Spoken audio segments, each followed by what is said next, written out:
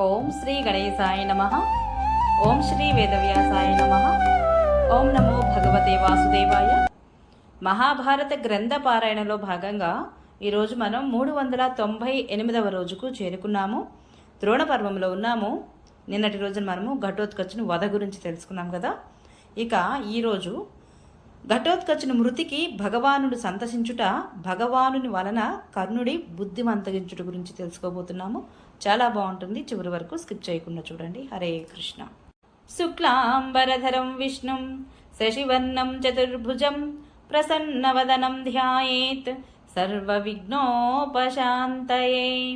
నారాయణం నమస్కృత్య నరం చైవ నరోత్తమం దేవీం సరస్వతిం వ్యాసం తతో జయముధీరయేత్.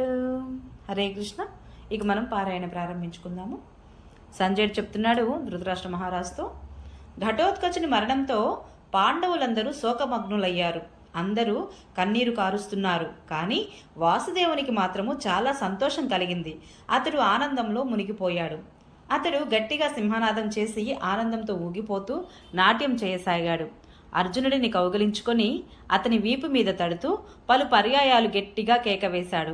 భగవానుడు ఇంతగా ఆనందించడం చూసి అర్జునుడు, మధుసూదన, నేడు నీకు ఆ సమయంలో ఇంతటి ఆనందం ఎందుకు కలుగుతోంది? ఘటోత్కచుడు చనిపోవడంతో మేమంతా శోకించవలసిన సమయం కలిగింది.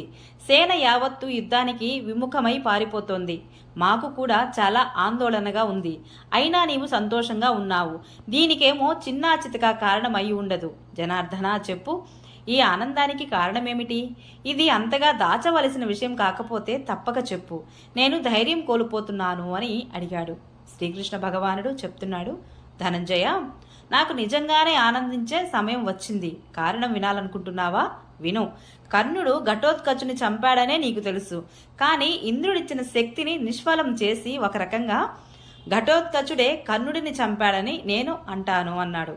ఇక కర్ణుడు చనిపోయాడనే భావించు. కర్ణుడి చేతిలో శక్తి ఉన్నంత వరకు ఈ లోకంలో అతని ఎదుట నిలవగలిగిన వారు ఎవరూ లేరు. అతని వద్ద కవచ కుండలాలు కూడా ఉంటే అతడు దేవతలతో పాటు ముల్లోకాలను కూడా జయించగలడు. ఆ దశలో ఇంద్ర, కుబేర, యమ, వరుణులు కూడా యుద్ధంలో అతనిని ఎదిరించలేరు. నేను, నీవు సుదర్శన చక్రము, గాంధీవం చేపట్టి కూడా అతనిని జయించడానికి అసమర్థులము అవుతాము. నీకు మేలు చేయడానికే ఇంద్రుడు కపటంతో అతనికి కుండలాలు, కవచం లేకుండా చేశాడు. దానికి బదులుగా ఇంద్రుడు అతనికి అమోఘమైన శక్తి ఇచ్చినప్పటి నుండి అతడు ఎప్పుడు నిన్ను చనిపోయిన వానిగానే భావిస్తున్నాడు. ఇప్పుడు అతనికి అవన్నీ లేకపోయినా కూడా నీవు తప్ప వేరెవరూ అతనిని చంపలేరు. కర్ణుడు బ్రాహ్మణుల యందు భక్తి కలవాడు, సత్యవాది, తపస్వి, దీక్షాధారి, శత్రువుల మీద కూడా దయ చూపేవాడు. అందుకనే అతడు వృష అంటే ధర్మం అని పిలువబడతాడు. దేవతలందరూ నలువైపుల నుండి కర్ణుడిపై బాణవర్షం కురిపించినా, దైత్యులు అతని మీద రక్త మాంసాలు ఎగజిమ్మినా కూడా అతనిని ఎవరు గెలవలేరు. కవచకుండలాలు, ఇంద్రుడిచ్చిన శక్తి సాయం లేకపోతే ఈనాడు కర్ణుడు సాధారణ మనుష్యులా అయిపోయేవాడు. అయినా అతనిని చంపడానికి ఒకే ఒక ఉపాయము ఉంది. అతడు బలహీనుడిగా కనపడినప్పుడు, అజాగ్రత్తగా ఉన్నప్పుడు, రథచక్రం ఇరుక్కుపోయి ఇబ్బందిలో పడినప్పుడు నా సూచన మీద దృష్టి నిలిపి జాగ్రత్తగా అతనిని చంపాలి.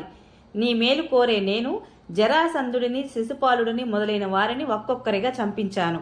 అలాగే హిడింబుడు, కిర్మీరుడు, బకుడు, అలాయుధుడు మొదలైన రాక్షసులను కూడా నేనే చంపించాను. జరాసంధుడు, శిశుపాలుడు మొదలైన వారు ముందుగానే చంపకపోతే ఇప్పుడు చాలా భయంకరులై ఉండేవారు. దుర్యోధనుడు తన సహాయం కోసం వారిని తప్పకుండా ప్రార్థించి ఉండేవాడు. వారు మన మీద ద్వేషంతో కౌరవుల పక్షాన వహించేవారు. దుర్యోధనుడి సహాయంతో వారు సంపూర్ణ భూమండలాన్ని జయించి ఉండేవారు. వారిని ఏ ఉపాయాలతో నశింపచేశానో విను. పూర్వము ఒకప్పుడు రోహిణీ నందనుడు బలరాముడు జరాసంధుడిని అవమానించాడు. దానితో కోపించి అతడు మమ్మల్ని చంపడానికి సర్వసంహారకమైన గదను ప్రయోగించాడు. ఆ గద తన మీదకు రావడం చూసి బలరాముడు దానిని నాశనం చేయడానికి స్థూణాకర్ణం అనే అస్త్రాన్ని ప్రయోగించాడు. ఆ అస్త్ర వేగానికి ప్రతిహతమై ఆ గద భూమి మీద పడింది. పడగానే భూమి బీటలు వారి పర్వతాలు కంపించిపోయాయి. గద పడిన చోట జర అనే రాక్షసి నివసిస్తోంది. గదాఘాతంతో అది తన పుత్రులతో బంధువులతో పాటుగా మరణించింది. జరాసంధుడు వేరువేరుగా 2 ఖండాలుగా జన్మించాడు. ఆ ఖండాలను ఈ జర అనే రాక్షసి కలిపి బతికించింది. అందుకే అతని పేరు జరాసంధుడు అయింది. అతనికి గద, జర అనే 2 ప్రధానమైన ఆధారాలు ఆ 2 అతనికి లేకుండా పోయాయి. అందుకే భీమసేనుడు నీ ఎదురుగా అతనిని వధించగలిగాడు. అలాగే నీ మేలు కోసమే ఏకలవ్యుని బొటన వేలుని నరికించాను. చేదిరాజు శిశుపాలుని నీ ఎదుటనే చంపాను. అతనిని కూడా దేవతలు కాని అసురులు కాని యుద్ధంలో జయించలేరు. అతని వంటి దైవ ద్రోహులను నాశనం చేసేందుకు నేను అవతరించాను. హిడింబాసురుడు, బకుడు, కిమ్మీరుడు వీరు రావణుడంతటి బలవంతులు. బ్రాహ్మణులన్నా యజ్ఞాలన్నా ద్వేషిస్తారు వీరు. లోక కళ్యాణం కోసం భీమసేనుడి చేత వారిని చంపించాను. అలాగే ఘటోత్కచుని చేత అలాయుధుడిని చంపించాను. కర్ణుడి ద్వారా శక్తిని ప్రయోగింపచేసి ఘటోత్కచుడిని చంపకపోతే నేను అతనిని వధించవలసి వచ్చేది. ఇతని ద్వారా మీకు ప్రియం చేకూరేలాగా చేయాలి. అందుకే నేను ముందుగానే ఇతనిని వధించలేదు. ఘటోత్కచుడు బ్రాహ్మణ ద్వేషి, యజ్ఞాలను నాశనం చేసేవాడు. ఈ పాపాత్ముడు ధర్మానికి హాని కలిగిస్తున్నాడు. అందుకే ఈ రీతిగా ఇతనిని నశింపజేశాను. ధర్మహాని కారకులందరూ నాకు వధ్యులే.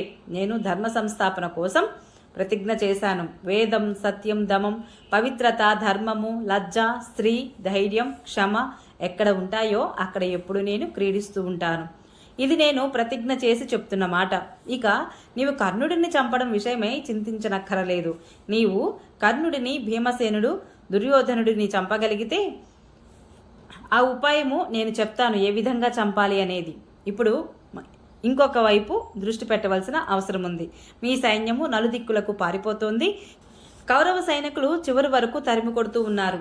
ధృతరాష్ట్రుడు, సంజయ, కర్ణుడి శక్తి ఒక్క వీరుడినే చంపి నిష్ఫలం అయిపోయేది అయితే అతడు అందరినీ కాదని అర్జునుడిపైనే దానిని ఎందుకు ప్రయోగించలేదు? అర్జునుడు చనిపోతే పాండవులు అందరూ సృంజయులు తమంత తామే చనిపోతారు. అర్జునుడు సూతపుత్రునితో యుద్ధానికి రాలేదు కదా అంటావేమో. అప్పుడు స్వయంగా అతడే అతని కోసం ఎందుకు వెతకలేదు? యుద్ధానికి ఎవరైనా పిలిస్తే వెనకడుగు వేయనని అర్జునుడు ప్రతిజ్ఞ ఉంది కదా అని అడిగాడు. అప్పుడు సంజయుడు మరలా సమాధానమిస్తున్నాడు. మహారాజా, శ్రీకృష్ణ భగవానుడి బుద్ధి మనకంటే గొప్పది. కర్ణుడు తన శక్తితో అర్జునుడిని చంపాలనుకుంటున్నాడని అతనికి తెలుసు. అందుకే అతడు కర్ణుడితో ద్వంద్వ యుద్ధానికి ఘటోత్కచుడిని నియమించాడు. ఇలాంటి ఎన్నో ఉపాయాలతో భగవంతుడు అర్జునుడిని రక్షిస్తూ వస్తున్నాడు. మరి ముఖ్యంగా కర్ణుడి అమోఘ శక్తి నుండి అతడే అర్జునుడిని రక్షించాడు. కాని పక్షంలో అది తప్పకుండా అతనిని సంహరించి ఉండేది. ధృతరాష్ట్రుడు మరలా అడుగుతున్నాడు సంజయుడిని, కర్ణుడు చాలా తెలివైన వాడు కదా, అతడు స్వయంగానే అర్జునుడిపై ఇంతవరకు ఆ శక్తిని ఎందుకు ప్రయోగించలేదు? నీవు కూడా గొప్ప ఆలోచనాపరుడివే. నీవైనా కర్ణుడికి ఈ మాట ఎందుకు గుర్తు చేయలేదు అని అడిగాడు. సంజయుడు చెప్తున్నాడు మరలా, మహారాజా, ప్రతిదినము రాత్రి వేళ దుర్యోధనుడు, శకుని, నేను, దుశ్శాసనుడు మేమంతా కూడా కర్ణుడిని, సోదరా, రేపటి యుద్ధంలో నీవు సైన్యాన్ని అంతటిని విడిచిపెట్టి ముందు అర్జునుడినే చంపాలి. అప్పుడే మనము పాండవులను, పాంచాలులను బానిసలుగా ఏలగలుగుతాము. అలా కాని పక్షంలో నీవు శ్రీకృష్ణుడినే చంపు. ఎందుకంటే పాండవులకు అతడే బలము, అతడే రక్షకుడు, అతడే ఆధారము అని ప్రార్థిస్తూ ఉండేవాళ్ళము. రాజా, కర్ణుడు శ్రీకృష్ణుడిని చంపితే నిస్సందేహంగా ఈరోజు భూమండలం అంతా అతనికి వశమవుతుంది. అతడు కూడా అతని మీద శక్తిని ప్రయోగించాలనే అనుకున్నాడు. కానీ యుద్ధంలో శ్రీకృష్ణ భగవానుడిని సమీపించగానే అతడు ఆ విషయము మరిచిపోయేలా అతనిని మోహం కమ్మేసేది. అటు నుండి భగవానుడు ఎప్పుడు కూడా గొప్ప గొప్ప మహాయోధులను కర్ణుడితో యుద్ధానికి పంపుతూ ఉండేవాడు. అతడు నిరంతరము కర్ణుడి శక్తిని ఎలా వ్యర్థం చేయాలా అనే చింతనలోనే ఉండేవాడు కృష్ణ భగవానుడు. మహారాజా, కర్ణుడి బారి నుండి అర్జునుడిని ఇలా రక్షిస్తూ ఉన్నవాడు తనను మాత్రం ఎందుకు రక్షించుకోడు? ముల్లోకాలలోనూ జనార్దనుడిపై విజయం పొందగలిగిన వాడు ఎవడూ లేడు. ఘటోత్కచుడు చనిపోయాక సాత్యకు కూడా భగవానుడిని ఇదే ప్రశ్న అడిగాడు. దేవ, కర్ణుడు ఆ అమోఘ శక్తిని అర్జునుడి మీదనే వేయాలని నిశ్చయించుకున్నప్పుడు ఇంతవరకు అతని మీద ఎందుకు వేయలేదు అని శ్రీకృష్ణ భగవానుడు చెప్పాడు. దుర్యోధనుడు, దుశ్శాసనుడు, శకుని, జయద్రథుడు వీరంతా కలిసి అతనికి, కర్ణ, అర్జునుడి మీద తప్ప నీవు ఇంకెవరి మీద శక్తిని ప్రయోగించకు. ఇతడు చనిపోయాక పాండవులు, సృంజయులు తమంత తామే నశించిపోతారు అని ఇదే సలహా ఇస్తూ ఉండేవారు పదే పదే. యుధాన కర్ణుడు కూడా వారికి అలాగే చేస్తానని ప్రతిజ్ఞ చేశాడు. అతని హృదయంలో ఎప్పుడూ అర్జునుడిని వధించాలనే ఆలోచన గూడు కట్టుకుని ఉండేది. కానీ నేనే అతనిని మోహంలో పడవేస్తూ ఉండేవాడిని. అతడు అర్జునుడిపై శక్తిని ప్రయోగించకపోవడానికి ఇదే కారణము. సాత్యకి ఆ శక్తి అర్జునుడికి మృత్యు స్వరూపము. ఇదే ఆలోచిస్తూ నాకు రాత్రి వేళలా నిద్ర పట్టేది కాదు. ఇప్పుడు అది ఘటోత్కచునిపై పడడంతో వ్యర్థమైపోయింది. ఇది చూసి అర్జునుడు మృత్యువు బారి నుండి తప్పించుకున్నాడని నాకు చాలా సంతోషంగా ఉంది. అర్జునుడిని రక్షించడము నేను ఎంత ముఖ్యమని అనుకున్నానంటే, తల్లి తండ్రి నీ వంటి తోబుట్టువులు చివరికి నా ప్రాణాలు రక్షించుకోవడం కూడా అంత ముఖ్యం అనుకోలేదు. త్రిలోక రాజ్యం కంటే దుర్లభమైన దానిని కూడా అర్జునుడు లేకుండా పొందాలని నేను అనుకోను. అందుకే అర్జునుడు నేడు చచ్చి బ్రతికాడనుకో. ఇది తలచుకోగానే నాకు చాలా ఆనందంగా ఉంది. ఈ రాత్రి వేళ కర్ణుడితో పోరాడడానికి నేను రాక్షసుడిని పంపడానికి కారణం ఇదే. అతడు తప్ప వేరెవ్వరూ కర్ణుడిని అణచలేరు అని చెప్పాడు. మహారాజా, అర్జునుడికి నిరంతరము ప్రియము హితము చేయడంలో నిమగ్నమై ఉండే శ్రీకృష్ణ భగవానుడు సాత్యకి అడిగిన మీదటే ఇదే సమాధానాన్ని ఇచ్చాడు. ధృతరాష్ట్రుడు మరలా అడుగుతున్నాడు సంజయుడిని, సంజయ, ఇందులో కర్ణ దుర్యోధనాదులది శకునిది అందరికంటే మించి నీది తప్పు ఉంది. ఆ శక్తి కేవలము ఒక్క వీరుడినే సంహరిస్తుందని ఇంద్రాది దేవతలు కూడా దాని దెబ్బ తప్పించుకోలేరని మీ అందరికీ తెలుసు. అయినా కర్ణుడు దానిని శ్రీకృష్ణుడి మీద కానీ అర్జునుడి మీద కానీ ఎందుకు వేయలేదు? మీరంతా యుద్ధం జరిగే సమయంలో ఎందుకు గుర్తు చేయలేదు అన్నాడు. సంజయుడు సమాధానం ఇస్తున్నాడు, మహారాజా, మేము రోజు రాత్రివేళ అతనికి అలాగే చేయమని చెబుతూ ఉండేవాళ్ళమి.